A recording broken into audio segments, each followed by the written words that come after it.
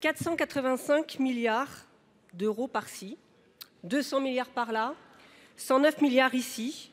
Bienvenue dans le monde miraculeux de l'IA et de son concours de celui qui a la plus grosse enveloppe. Ces derniers jours, les discours et cette pluie éhontée de milliards veulent démontrer que l'IA sera la solution à l'ensemble de nos problèmes, le nouvel Eldorado des investisseurs, le summum du technosolutionnisme et le sauveur de notre planète. Mais dans la vraie vie, et l'épisode DeepSeek est une nouvelle alerte, l'IA est une bulle. Les résultats que l'on nous promet depuis 2 ans tardent. Et il existe aujourd'hui peu de certitudes, mais beaucoup de contraintes. Ce qui est déjà sûr, c'est que l'IA a d'ores et déjà un coût écologique considérable et insoutenable à ce stade. Et au-delà du coût social à venir, l'IA porte déjà un coût humain.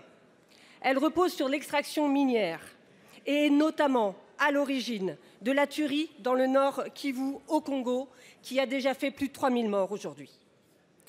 Elle impacte la santé mentale, elle interroge la propriété intellectuelle et elle met en danger nos droits fondamentaux et nos démocraties. Aujourd'hui, seule l'Union européenne pose une réglementation unique au monde, composée de 5 véhicules législatifs dont l'IA Act.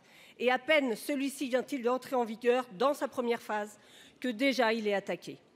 Le président Macron, grand promoteur de la Start Nation, a mis en scène hier la signature d'une déclaration internationale pour que, je cite, une IA éthique, inclusive, ouverte et durable pour les populations de la planète, le fameux en même temps. Et je viens de vous entendre, Madame la chargée de l'IA et du numérique, avec vos mots performance, accélération. Alors j'ai qu'une question.